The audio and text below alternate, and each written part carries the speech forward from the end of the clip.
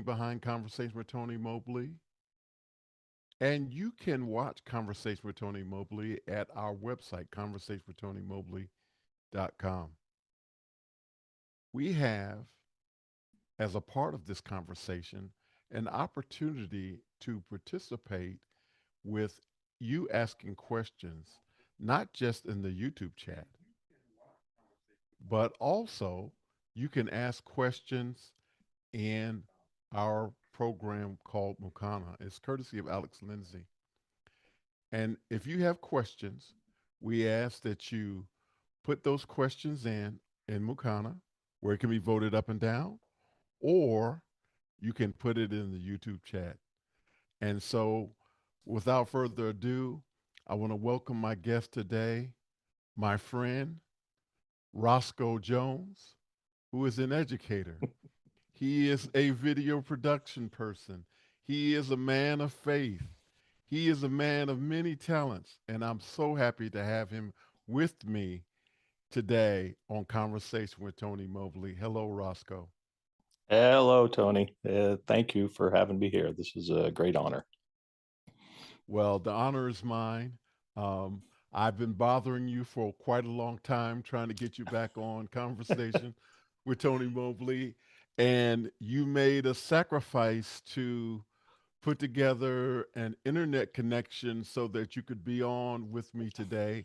And I was wondering if you could share a little bit more about that.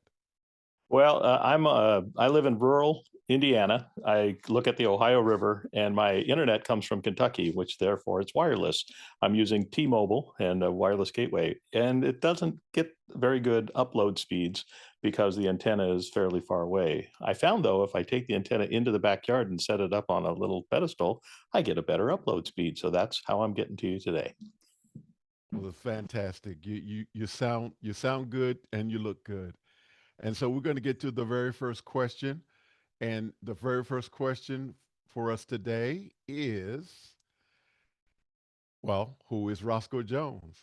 And that might be a question that I have a pretty good idea, but there might be people who are listening that don't know who you are. So, who is Roscoe Jones? I think I want to hear your idea. It's always good to hear. Um, I'm very blessed. I've lived a wonderful life. I've worked at Disneyland, was one of my early jobs. I got to meet a lot of wonderful people, and it really truly was a incredible environment. I have friendships that have lasted a lifetime out of that. Had a Christmas party. I worked at a restaurant called the French Market, and bussed tables there. And those people married each other, and we were all young people. I didn't marry within the park, but many did. And so we had a Christmas party going all the way up till COVID. And we actually had the last one before COVID at our house, and then restarted. Jungle Cruise guys, I left bussing tables, one of Jungle Cruise. We got together a summer ago. It's just a really great group of people. And so that's probably, early, young. Mom and dad brought me up in a good Christian home, and from North Dakota, Minnesota, have very romantic memories of going back in the summer and visiting grandparents and uncles and aunts and all that. And then lived in California for most of my life until retirement. And now I'm in Indiana. My wife is from Columbus, Indiana. So we've come back. We're an hour from my in-laws, and my daughter is here also. But I have a son and a nephew and his wife and two sisters still in California. Okay. Um, I'm just going to share a little bit about our history in terms of meeting on office hours and having sort of bonded over that, and also having many conversations about our faith and the importance of it in terms of our lives. And Hmm. I just want to share again with you. I'm still celebrating you coming to Georgia. And by the way, I recognize that you came out of your way in order to come and see me. So I appreciate that, and I'm so thankful that you took time out of your vacation to come and visit me in Georgia. But Tony, you've brought such a richness. It's hard to explain. You're a man with great authority, uh, passion. just things. I mean, to meet a person like you in person, and even this is wonderful. I love the fact that in this new technology age, we can sit here and I feel like I'm talking to you as if you're right there. And so that's, yeah. Again, honor was mine, but I hope it continues, and I hope it continues for quite a while. And I also want to say thank you to your wife for letting you share this time with me. Tell her I said thank you very much, and I really appreciate both of You're you. welcome. Yeah, Wednesday nights we're in a community group at our church, and so usually Wednesday nights we're dedicated to that. But it's the fifth Wednesday of the month, so we didn't have it. So Well, that is our pleasure that you were able to be with us tonight. So again, thank you so much for that. Um, do you have some things that you want to share with us as we wait for questions to come in from the community? Again, we want to remind people that this is a great opportunity. Roscoe Jones is a man of many talents. And if you have questions, please ask those questions now, either in Mukana or in the YouTube chat. Um, so let's talk about how you're failing retirement and what are some of the things that you're doing right now? right now I am involved with the video ministry. We go to a fairly contemporary and larger church here in Madison, and we have a video set up in a room dedicated and all that. So that's part of what I do. But the day before this last Saturday, we move thousands of pounds of food. That's probably the thing that's been best for me because it's exercise, which I need. Um, and so but the opportunity, we go over to Kentucky, we pay 25 cents a pound for the food we bring back. And it's everything from hamburgers, hot dogs, chicken, chips, Cokes, you name it. If they have it, the rule is you can take half of what they have on the pallet. So we drive a van and a trailer over there, load it up, bring it back, unload it into our pantry. Then on Saturdays, on the last Saturday of the month, we do this, pretty much put up a small grocery store. And that's really been a blessing. The people are wonderful, both the people that are over at the places we get the food. We do buy a lot from Aldi. That we also go to their loading dock and move stuff. But that's probably the thing that has been the greatest part of retirement for me. Doing video stuff is I've actually been enjoying kind of saying, I don't, well, let me back up. I did Bye Bye Birdie. They said, "Hey, would you come and help with Bye Bye Birdie?" And that was great. And it was to meet some, people, and it was a community theater type thing done in a very nice auditorium. But they did have a giant LED wall in the back, so we helped program that and did a lot of fixing of stuff. Put together a short film. So in 1940, the War Department came to Madison. Madison, Indiana, if you don't know, is a cute, cute town. It was voted on USA Today the number one small town in the Midwest. And it's Oh, got an wow. old street from the 1890s to about the 1920s. And then the steamboat disappeared and the trains took over. And so next thing you know, the town has frozen in time a little bit. And so everyone keeps up these old storefronts. If you've seen the movie Some Came Running with Frank Sinatra and Shirley MacLaine, that was filmed in downtown Madison. There was a modern movie we do have a hydroplane race here that they run every 4th of July. There's a movie about that. And then in the 40s during the war, they did a "Here's What You're Fighting For" kind of film. And so I took scenes from that, recut it, and put it into Bye Bye Birdie as the lead into here's what the Bye Bye Birdie, if you don't know, is a show about Elvis, or Conway Twitty in this situation, going off to war. And so it was a lot of fun to do, and I know a lot of the old people really appreciate it because here's something that maybe their parents were in or grandparents were in, and they recognize them in this little film that was shot here, but it was easy to recut it and just put it into Bye Bye Birdie. So that's kind of what I do. That's fantastic.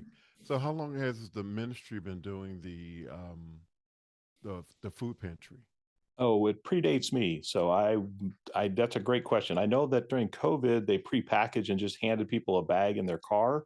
But the way they do it now and have since I've been here is it's like a store in the fact that they come in and they get banana boxes, which are 40 to 40, whatever.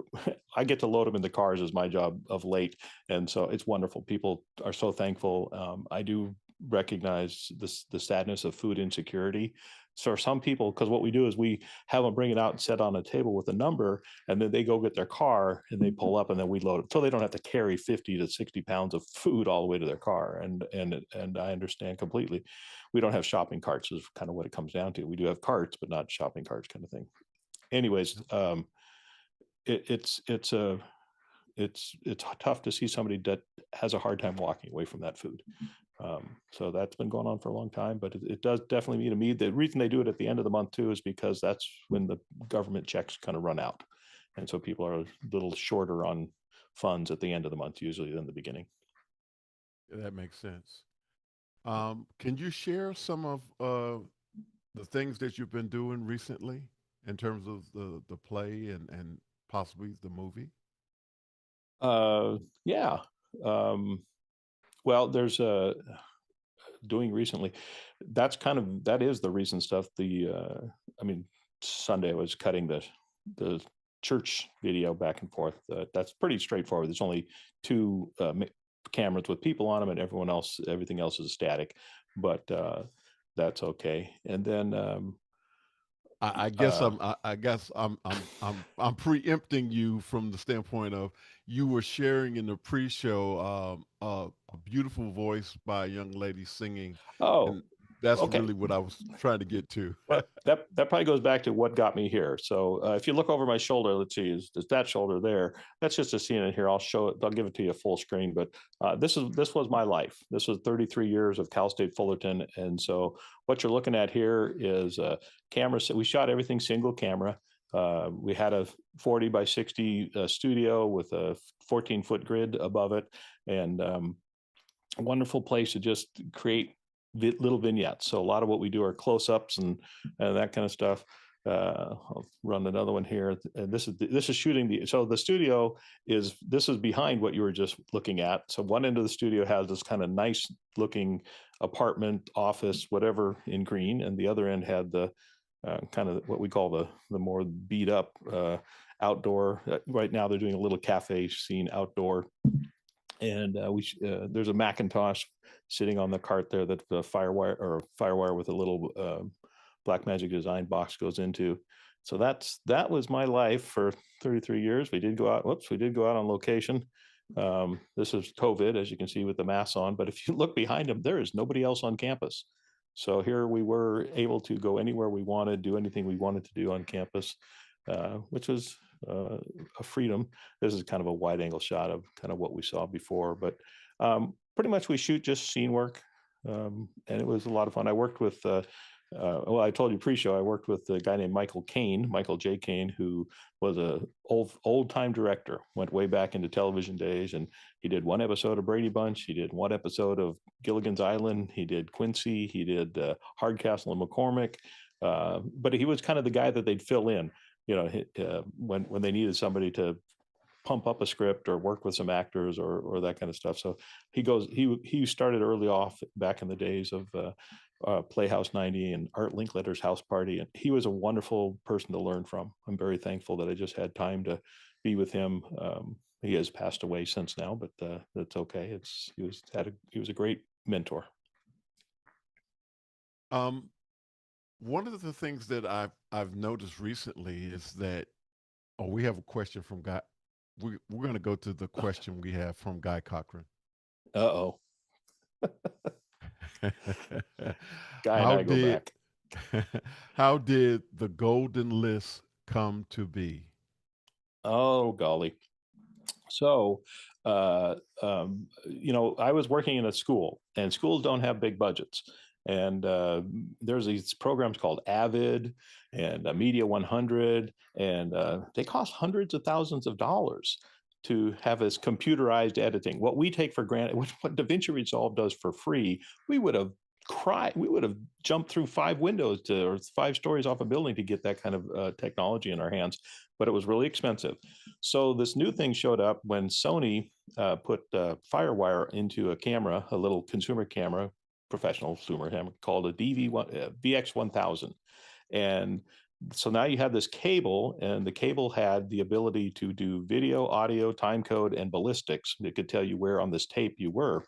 And first company out was something called, I actually have a mouse pad back here from Adaptec. They were putting it in. And then Apple, somebody made a card and put it in the Mac computer.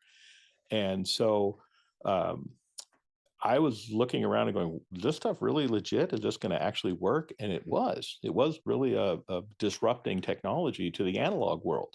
It was, the tapes were small back then, and the people like, oh, it's only 25 megabits, and they had to compress the signal down to get in there, and they had black levels and all kinds of things they had to do. And then there was a gentleman in Indianapolis, not far from me now, Brad Pillow, who knew exactly how to do all this stuff. He was a founder of a company called True Vision, which made video boards in the old days. And Brad didn't want to talk to the public, but he was more than willing to answer questions that I would put to him. Because I was helping a company called Promax back then sell this stuff into the schools. And I would go to NAB, and they're actually, before NAB, there's a conference called BEA that used to run the weekend before, Broadcast Education Association. So I would go to that and tell them, you guys, you got to look at this FireWire stuff. It's going to be coming at you. And then I had Brad as this expert. So people thought I was smart, but I wasn't. It was Brad, But Brad was happy to pass along or answer questions, technical questions that I had and that other people presented to me. And then out of that, I started an email. What back then, I don't know, they're called listservs. So they were just email exchanges that went on specific subject matters. And I took the information from Brad. I took the information I was getting from Promax and various other companies that were developing products, and I put together a video list called um, the Golden List of Mac Video Solutions.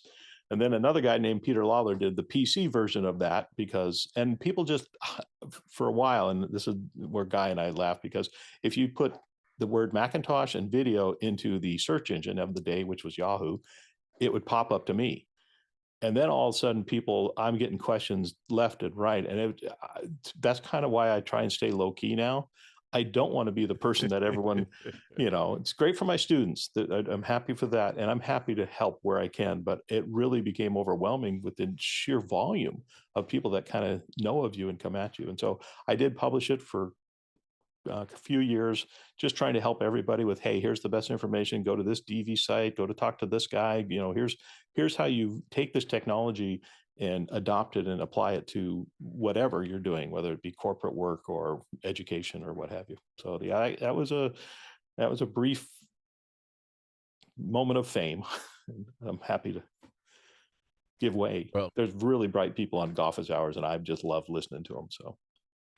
we want to thank Guy Cochran for that great question. We have a new question from Hershey Trevetti of Daytona Beach, Florida. And his question is, been, what have you been, what have been your experiences with working with people with disabilities? Well, for one thing is I moved my editing room. I know this sounds like a funny comment, but I moved my editing room because there was a staircase to get to it. And I had a gal, she was actually a grad student, but she was in a wheelchair. And I was happy that I had moved it prior, because otherwise she technically wouldn't have been able to have full access. And so we took what was up the stairs and turned it into a storage room, and took and moved that down. So there is some dialogue that work that we've done. Obviously, this medium demands that you not only look good, but we have to be able to understand you. And so we have had a few times that we've worked with someone to work on dialogue and speech. But trying to think what other things I've encountered.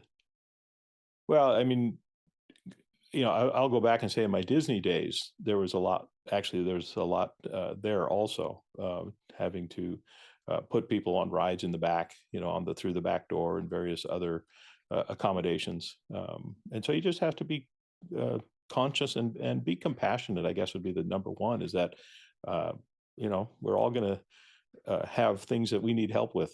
And so the fact that this person is needing help right now, great. I'm glad. I'm more happy that they're willing to ask and express it. The one thing I wasn't able to get done is put handicap handles on one of my doors. They just, for budgetary reasons, they're like, we have to redesign the entire door system, and I'm like, well, okay, but And this was at the university? at the university, yeah. Okay. Okay. Hershey, thank you for that question. Mm-hmm. Um,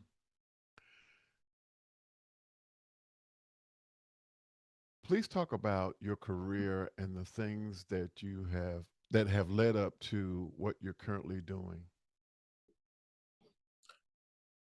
Um, well, uh, again, Michael Caine was hired by the university, and he came from the creative side, never did anything technical. So when he got hired, they said, "Hey, we need somebody to teach the technical side." And I was working at Disney, and we were making films for fun. They would let us into the park early in the morning, and we would take a ride and theme. We did Michael Jackson's Thriller on the Jungle Cruise. We did Purple Rain from Prince on Big Thunder Mountain. We'd show up with these. So we were having a lot of fun. So I trained as a stockbroker. Came out of college and had my stockbroker's license, and I got my licenses the week of Black Monday, which the stock market went, see ya. And I didn't end up with the most ethical company either to start with. And so it was like, okay, Disney's great, but it's not a career. The stockbroker thing doesn't look like it's going to be quite as good as I thought it was going to be. So you'll pay me to do my hobby. I can come over here and help a gentleman with making videos and stuff. So that's what got me into the video world. And I really never went to work. Don't get me wrong, there's some tough things. I've had students fall out of a second floor window and bust up their body. And they were taking a picture and fell backwards out of a window. And that's hard. I've had a student pass away after working close as a grad student, worked closely with them for a year, and she went to Spain, and next thing you know, she had a brain aneurysm, and that those are so there's some tough stuff too, but it molds you into who you are, and um, so I don't that a good answer to that question. Yes. Yes. The only thing that I would add is, how did you get from doing the work at Disney Mm-hmm. to the university? Well, that was Michael Caine. Again, that was That so. was So okay. when we were at Disney, and this is, you have to remember, this goes back to 3/4 inch tape. So that's what we could borrow, beg. There wasn't VHS tape even back in those days. There was 3/4 inch industrial tape. We wanted to make films. We were there. We were ride operators, but we all, So there was this group of people that were actually making 8 millimeter, a few 16 millimeter films, but when we were ride operators, we knew how to run the rides, so we just used them we said. And why management let us do it, I don't know. I think it was a morale builder, because we of course have, you know uh, what do you call them, red carpet events at the end of summer. Hey, come on out, let's see what we made for a film this summer. And so those are always a lot of fun. But they would let us. There was a Jungle Cruise movie. There's all these movies that existed back then. And so we didn't have any place to edit. So we were sneaking around, and oh, so you're going to Cal State Fullerton? Oh, okay. Can we get in? Yeah, okay. And so because I started out as an engineering person, this whole technical stuff came fairly easy to me. And so when they hired Michael Caine and they looked around, they said, well, who can actually help him? That's when I got a phone call, and they said, would you come and work with this gentleman? And sure, yeah. So that it was nice to be plucked out of the ether to come. And I have few students that are famous. I mean, they've gone on to do great things. I have a newscaster who does the morning news in LA on Channel 5, Henry DiCarlo. And I have directors that have directed various episodes of Psych, The Resident, what else? The Northern Exposure. So there's it's a pleasure when you work with students to watch them go on and have their careers. Can you talk about how your faith has helped you during these times, from your career to moving across the country? Um, just give us some um, some points on how your faith has helped you. Wow. Well, most of the office hours people who've been around for a while know that I lost a nephew to a great white shark on Mother's Day in 2020, and hardest phone call I've had to take. And the fact that he is a man of faith. So that's the that'll get hard to talk about, but that's the blessing on all of this. That I know where he is, I know where I'll be going, I know I'll get to see Ben again. There'll be a surf tournament on May 17th in Santa Cruz in his honor, which is fifth annual this year, and so that's where faith gets me to. How I got there and what it did for me along the way. Um, yeah, there was a young man who came to. I was raised in a very small church, and there was a young man who came and ended up marrying the church organist's daughter, who was Miss Orange 1970 something. So I know why he hung around. But in that time, he was taking us. He grew up in Malibu. I was baptized in his parents' backyard pool in Malibu, and he uh, he took us to the beach. He earned the right to ask a tough question of me, and it was basically, so what are you going to do with all this that you've learned? And so that's those. I think we owe it to people to answer tough questions, but we have to earn it. God didn't just magically say, "Poof, here you go. You get to, have all the." You do get the benefits of the death of his son, who gives us the peace and the future and the hope that we have. But I think at the same time, it's not a magical thing. It's truly a intellectual battle. I always say, if you just make me a lemonade stand. I love lemonade, by the way. I'll tell you that story. But you make me a lemonade stand, and it's suddenly there. I have no problems doubting that are here and care and take care of me. But that is not how he works. He works through much more loving. He doesn't do what I want him to do, because that's not in my best interest. But I do have an ongoing sense that he's there and cares, and that through people. And it's so there were some tough times. I had to fight a battle against pornography at the university. Somebody declared it to be art, and the university didn't want to say otherwise. And I said, if I bring this in, I'm fired. How can they bring it in and put it in my workplace? And that was it. That's it. That was it. So I'm glad that I had some uh, ground to stand on. Was I willing to go to battle? Yeah. I had some heavy hitters call at some pretty high levels, and they're, bottom line, I hate to say it, but you go after their funding, that's when they pay attention. So, but those are some tough days. Those I had people saying, "Hey, you got to do this," and I said, "No, no." I said, you fire me." I said, "Go for it, come at me." And I said, "This is not." I had people plead with me, and it's like, "No, I'm not. I'm not going to give up on this. I'm sorry." So the president of the university knew my name, but that's okay. So, Wow. I, yeah. It's kind of, I don't know.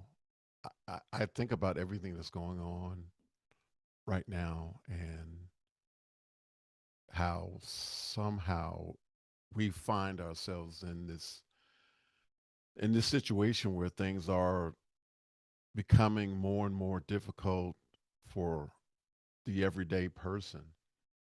And you wonder, well, I shouldn't say I wonder. I I believe that God has a plan, and no matter what is happening, and I believe that we'll be okay regardless of what happens. And if we are not okay, I'm going to stand on the same ground as the three Hebrew boys, that my faith, God will deliver us from this fiery furnace. And Yeah, I spent a couple hours listening to the Supreme Court proceedings today, which I challenge people to listen to because it's a big deal. Basically, you have charter schools. Now, I'll make it quick because I know it's a court case. Goes on, but charter schools that want to teach and have a religious foundation, and I believe it was Oklahoma, and so you can have a school of various, emphasis. You could have a charter school that talks about tennis, and all the people are going to become tennis players, or you pick it. But they wanted to say that no, you can't. It was a Catholic church that wanted to, or sisters, it's a Catholic organization, it's not a church, but they wanted to have a school that taught Catholic values, and the state is fighting them and saying no, you're too religious. Are you religious? And this is going on. This could open up some religious freedom for a lot of parents, a lot of vouchers that could go to, if depending on how this court case goes, because this case is setting a precedent, which the Supreme Court, that's kind of what they do. So all I'd say is listen to the arguments and understand, and there's education in that. That's the, we're not called to be here and just, let everything go. Sometimes we have to fight, and that's okay. And I'm glad that there's very smart people that can argue these cases and know them in and out. But and I hate to say it, for me, I'm not personally involved in it. I don't have a chip in this particular battle, but it is fascinating because of what the precedent could be. And it's basically religious freedom. Is there religious freedom? And what does that mean? How do we define that? If you're offering, basically, it used to be that if the government offers, let's say they have an auditorium in their library in town hall, and if they're going to offer that to the Girl Scouts and they're going to offer that to any organizations, can they exclude it from a church or a religious organization using that same space? And the answer is no, as long as the rules are followed. But so I mean those are the kind of religious freedom issues that are out there, and so you do have to wonder. Not everyone is called to battle. that's true. That's true. That's true. Do you see where there's going to be a greater need for the food pantry at the church? Well, where I live in Indiana, we're not we're not near an interstate, and so that has an interesting dynamic. If you don't live near an interstate, then large businesses, which are the major employers in the area, aren't going to locate themselves nearby. There are some large businesses here. We make a lot of plastic parts for ATVs. We make a lot of tubes, and we make those straws that go in cocktails. Those little. So that was I think the company actually had a patent on that for like years. The patent has since run out, but um, so the answer is the jobs here are blue collar. Uh, there are some. The town I live in has a university, a college. Yeah, Hanover College, not Hanover University. Um, so it's and that's good for me because I get to drive through and say hi, and I feel like I'm still part of a college campus, even though I'm not. Um, well, I take that back. I still have my email. One of the things about being emeriti is you get to keep your email. I get my free Wall Street Journal, free New York Times. I get all this stuff, still the electronic resources from them. But um, no, so the area is not going to advance economically tremendously, and that I know of. And so because of that, it will continue to have a need um, here. Okay. Okay. Wow.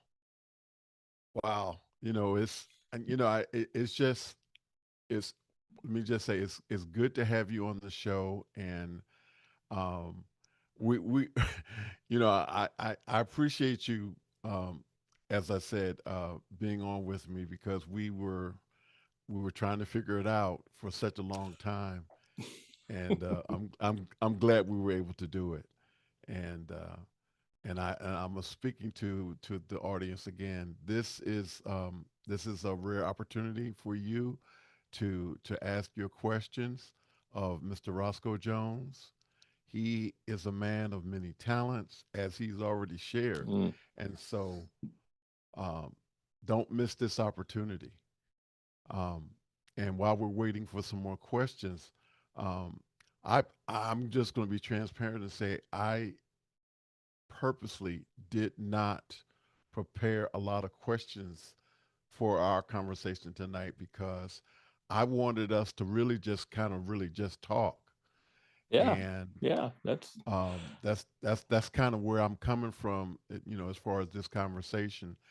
And so so so Tony, I've seen this. There's a preacher I know who has a small church that he's uh, working with. And tell me about that. How does that go? How does that come about? And those ladies love you, I'm sure.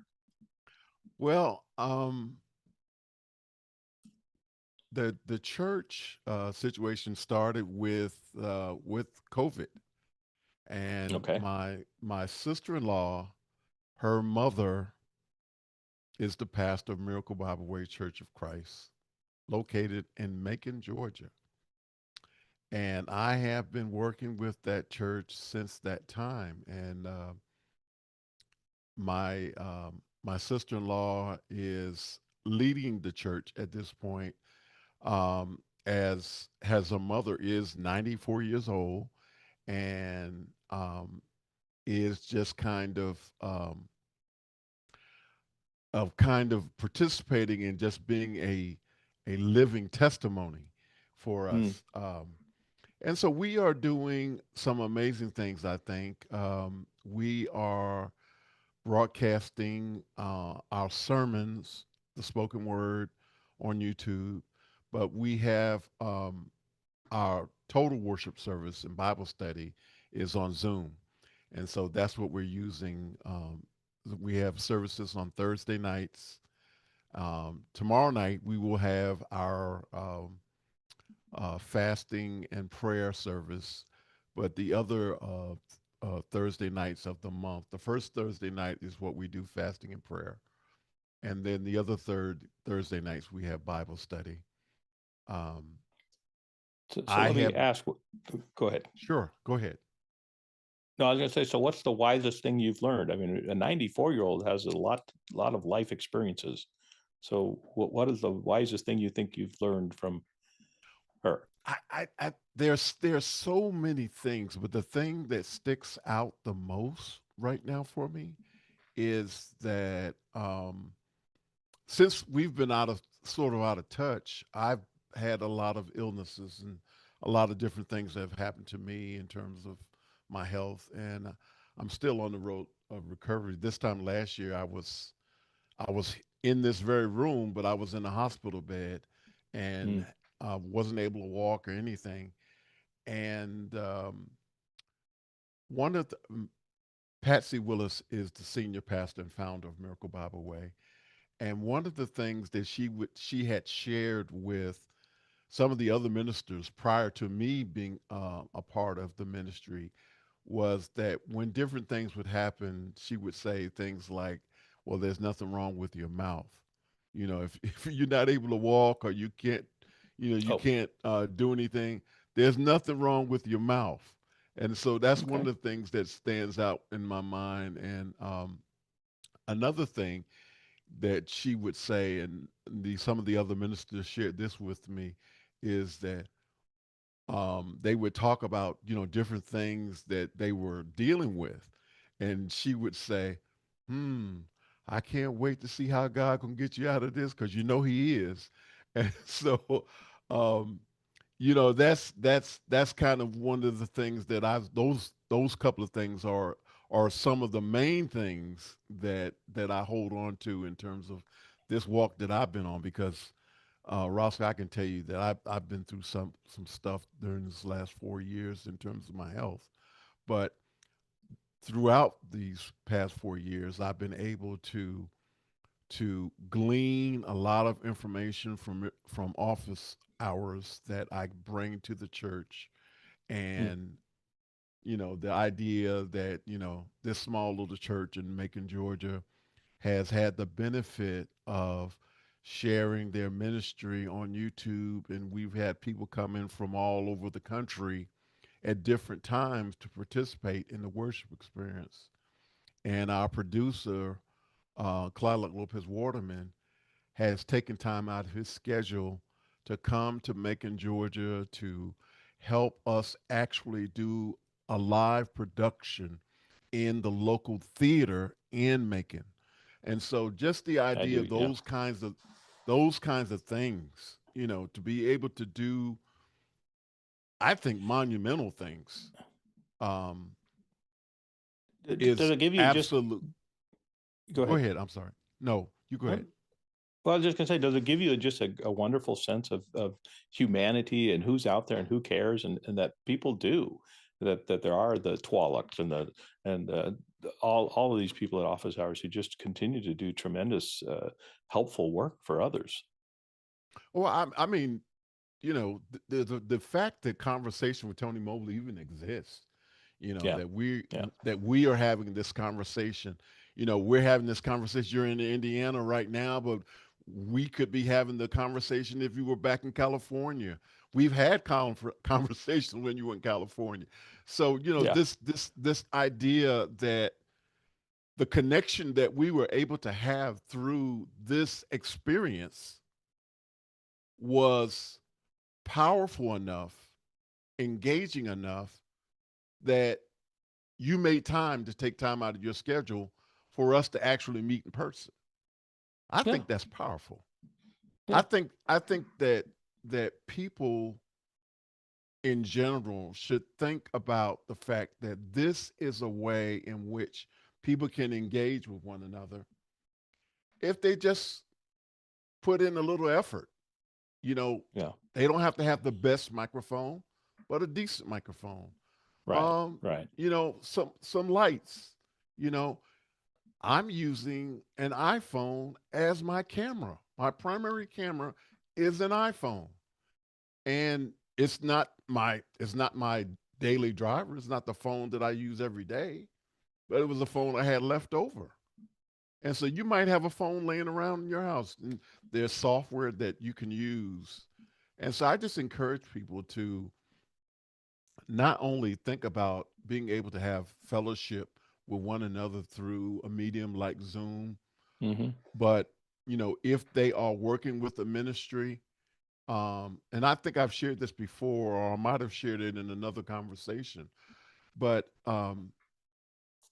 megachurch pastor was having a conversation with another young man, that was a leader of another large church, and they were talking about, their conversation was about, um, houses of worship, and their conversation centered on, if you are a house of worship, are you investing in expanding the ministry through um, physical structures? Right. And this particular pastor talked about the fact that he had 8,000 members that were coming, to the church every day, but he had 40,000 that were watching online. And I look at this as an opportunity for all churches, regardless to their size, to be able to do the work that we are called to do. And I don't mean to get into this as a faith conversation, but I think it's important for churches to recognize that the church has been and will always be the people.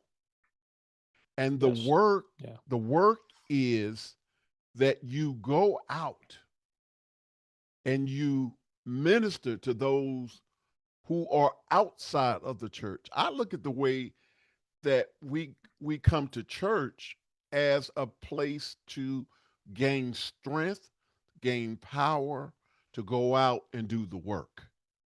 Mm. And so, regardless to your size of church, you should have some type of interaction with people beyond your walls. Absolutely. Yes. Unfortunately, I come from Orange County, California, which was TBN, Trinity Broadcast, and Chuck Schuler, and so I have struggle with what I call mega churches or superstar pastors. And I always leave with this one line, and I think it's from, well, would Jesus wear a Rolex on his television show? And that's where I'm at, is that I worry that we as individuals, if we seek out the fame of being a person of faith rather than just being the servant, I think that's where I struggle a little bit. And I've unfortunately been around a few what I consider to be super egos, and it makes it tough to sit here and say, yeah, I want that church to have 100,000. I don't. I want them to have 100,000, but I want them to all be in groups of 10 or 12 or six.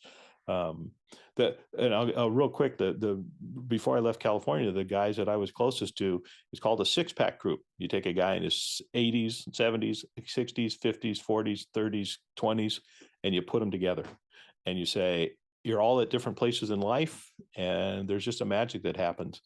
The old guys get to talk to the young guys. The young guys, hey, can ask some real serious questions. Should I change job? Should I, and wow, that was powerful to me. So to me, it's always about that smaller group that you hang with, um, and that's where accountability is. That's where uh, really meeting needs on a real personal basis. That doesn't mean you can't have a larger message.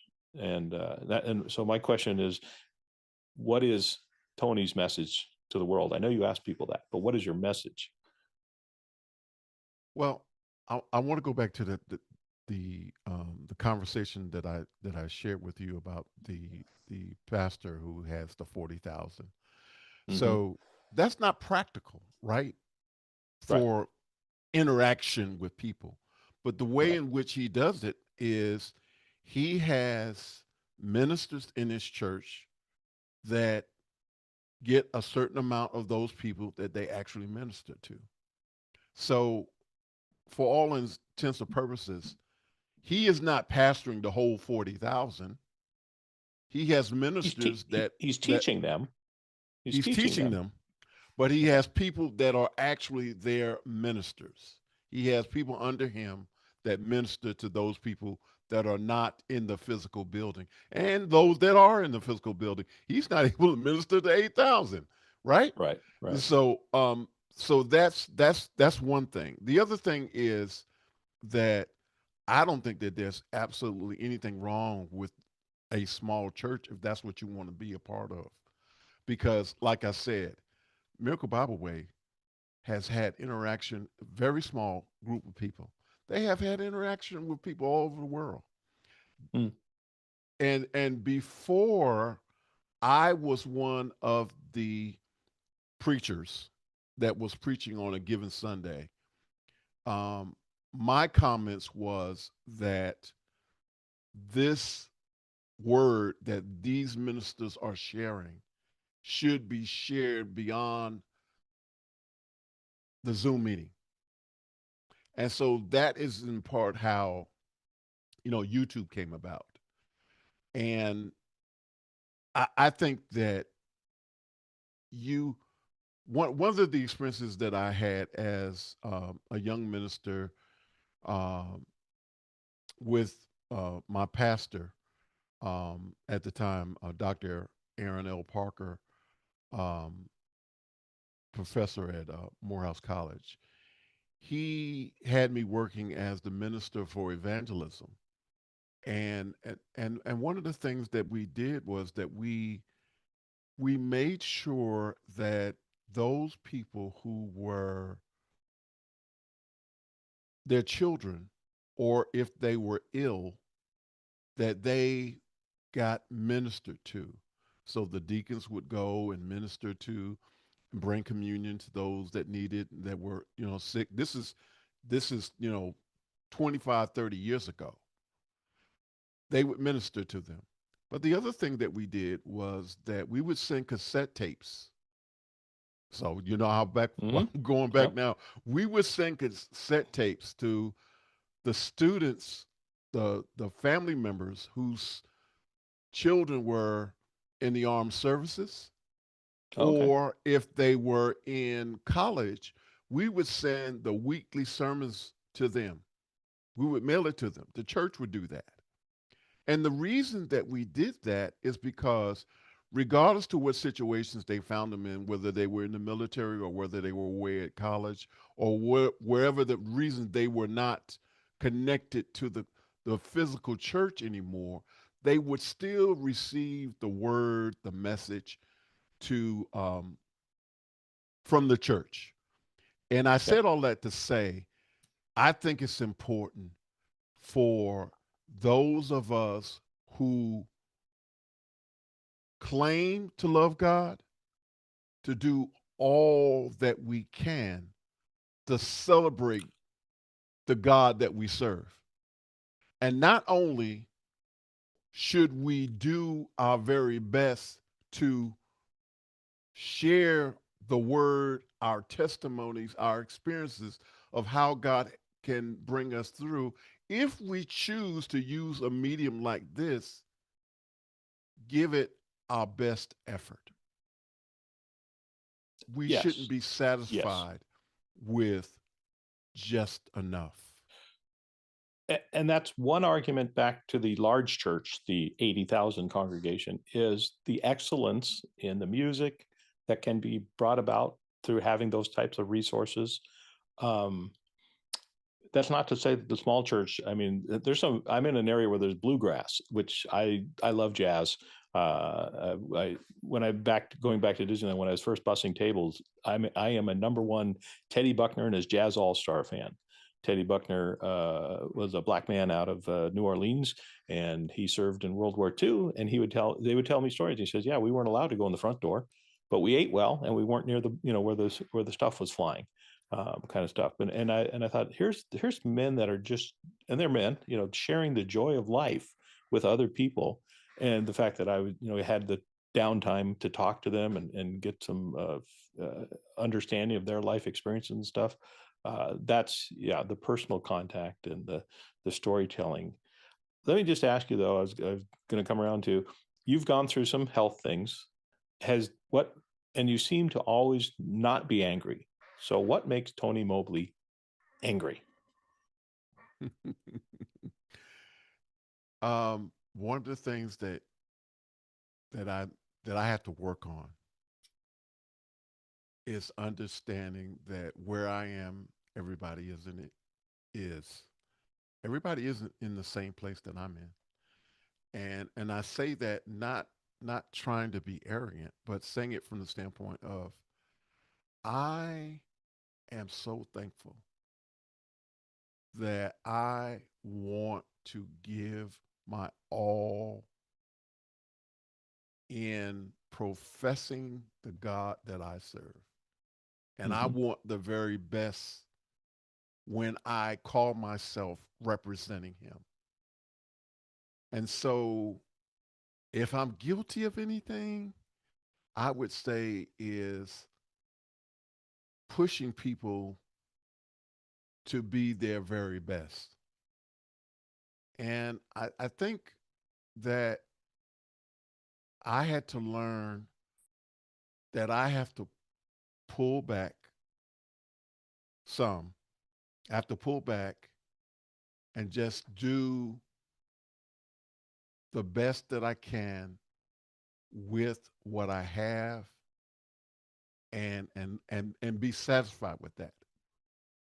And not be, not angry, but I would say I probably don't get angry. I probably experience disappointment because Okay. the urgency, and maybe the urgency is that because I'm old and because I know I don't have a lot more time left, Yep. and I'll be transparent Yep. and say that because of that, for me, this whole thing of worship, of praise, is urgent. It's urgent that we do our best, that we present our best. Because for me, when I think about all of the young people who are not being ministered to because they're not getting a word, Mm. And a Yeah. lot of them are not coming to somebody's church. So if you are able to do an outreach and maybe they see a clip, a part of a sermon or part of a song or part of something that inspires them to connect, that's what I'm about. Mm. That's what I feel God has laid on my heart to to share the good news and share it in a way that would be attractive to a young person. Because I believe this, that you don't really have a healthy church unless you have multiple generations participating and being involved. And if you don't have Yep. and this is Tony speaking. If you don't have multiple generations participating, if you're not outreaching to the young people, to the middle-aged people, to the elderly, then then you have a problem. I have a That's verse for just the you. way I feel. I Sure. have this is one I've been trying to memorize it. Psalm 71:17. So I use it. I say, whether you're 17 or 71, which are kind of the beginning of being an adult, and maybe when you're close enough to the end, you know it's coming. But it's basically, since my youth, O God, you have taught me, and to this day I declare your marvelous deeds. Do not forsake me till I pass your power to the next generation, your greatness for all who are to come. Some variation of that, and it's just a great verse. It's a, you read things 1,000 times and you come on it, and it's just kind of like you're saying. It could be that one little snippet, that one little sermon that speaks to that person that day. It's the other thing I say is, if nothing else, when your friends do start passing away, or your friends' parents and what have you, there's a lot of wisdom to be learned when you hear what life is all about when it's over. So, Yep. Yep. So we have our very last question, okay. and you already know what it is. You're speaking to the world. What do you want the world to know? Wow. Well, first of all, I want them to know that my Lord and Savior Jesus Christ died for my sins, and yours also. So the world needs to hear that. Um, yeah, I want people to be cared for. I want people to feel love, and I really want the family to be healed, because I truly think that is the place where most children feel accepted and lifted up and loved on. Um, I want our society to break down tribalism, and find, I love you, bro, because you're a man of God, and I see what you do, and I see how you care for people, and that just immediately puts a bond that's incredible. And I want other people to feel that too. I want people to have other people in their lives who, you can. Every day is not rosy, and you need people you can talk to when they're not. You need people who aren't afraid to walk into a hospital emergency room, or and be there. Just sometimes you don't have to say anything. You just have to be there, and maybe you're just you're humming a song to yourself or whatever. But just that's what I want the world to just be compassionate. I want the love of Jesus Christ to just spread and go. Um, I guess that's it. Well, I thank you so much, and I did not share this with you, so I want to share this before we end our conversation tonight. Last year, I ended up having emergency service surgery on the 2nd of January last year, and I ended up some complications, and I ended up staying in the hospital until January 18th, and then ended up going to rehab until February 8th, and then I was actually sent home in a hospital bed in my home, and they told my wife that I should be put in a nursing home. I wasn't going to be able Hmm. to walk again or anything, that, and she could not take care of me. She had her own illnesses that she was dealing with as well. And so they told her, you need to send him to a nursing home. And she chose not to do that. and I believe God spoke to her heart. Yeah. And I want to say to you, Roscoe, my prayer, my testimony in at Miracle Bible Week was that I believe that I was going to be able to walk again.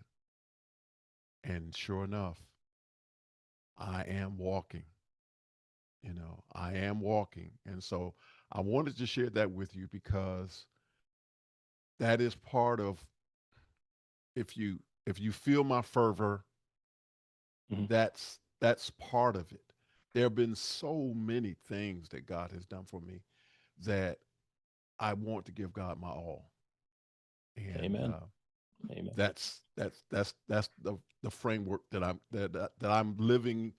That's how I live my life, and that's where I'm coming from. And so I want to thank you again so much for being with me tonight. It was a joy. I want to It was a joy. thank you for being my brother. And um, I I got 1,000 we old Disney stories. I got so call me anytime. Yeah. well, thank you again, and I'm so thankful that we were able to connect years ago, and that we have Hmm. been able to stay connected, and we're going to continue to share music with one another and fellowship, Yeah. and I just want to say thank you so much again, and this is going to be um, my final comments as far as this conversation. I want to thank Roscoe again.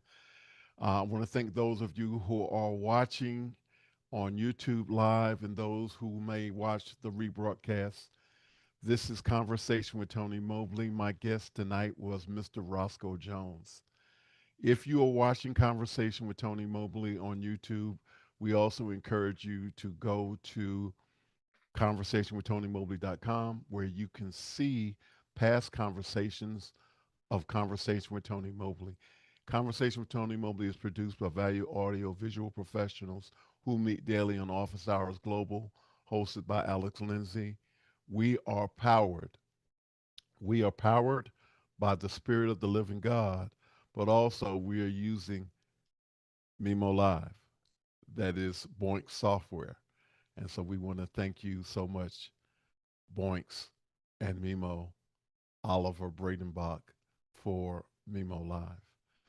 We have conversations with real people. Stay tuned for new episodes and great conversations on Conversation with Tony Mobley. We want to thank everyone for this conversation. And I want to thank Roscoe and his family so much for being a part of our conversation today, for doing the work that you do, and for being the person that you are. Next week, we're going to have Dr. Graham Barrett. He is the creator of the teleprompter system, the Ivy. And we're going to have him on next week. And we're looking forward to having that conversation. We ask that you like Conversation with Tony Mobley on YouTube. If you're on YouTube, we ask that you like and subscribe. And if you have time, we ask that you donate your talents and learn how to run Mimo Live. Or you can donate to Conversation with Tony Mobley. Just go to the website and you'll see there's a place where you can donate your time, or you can make a financial donation if you choose to. And we want to say again, thank you everybody for this conversation. This is sort of a different conversation. We really hadn't talked about faith as much as we did today on Conversation with Tony Mobley, and that's okay because I had my brother on with me today. So we ask you to take care. God bless. See you soon. Bye bye. Bye, everybody. Thank you.